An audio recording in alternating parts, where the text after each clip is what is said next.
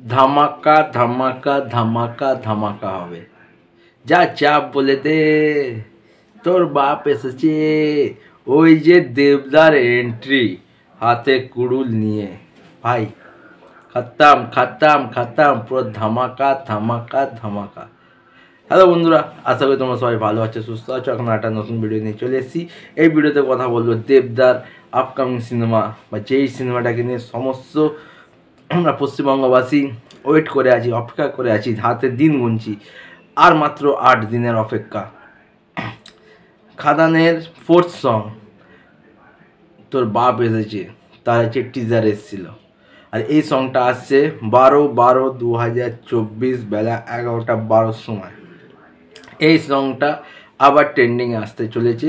আর তার চেয়ে বড় কথা, যে ভিজুয়াল আমরা দেখলাম, দেবদা যে হেঁটে আসছে, তার হাতে কুড়ুল নেই, যে স্টাইল, ও সাংঘাতিক।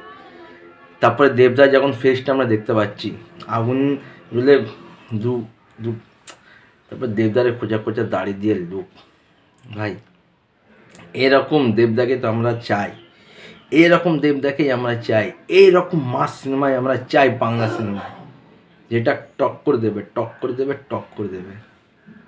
গানটার নাম যা যা তোর বাপ এসেছে। আর সত্যি বাংলা সিনেমার বাপ এসেছে। কারাগার টিজারটা দেখেছো? আমার কমেন্ট করে জানাতে পারো তোমাদের কেমন লেগেছে।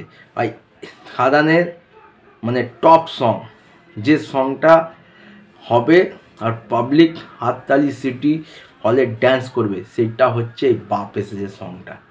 মানে লেভেল লেভেল, যা সোয়াগ, আর গানে বিজিএম চুমু চুমু চুমু।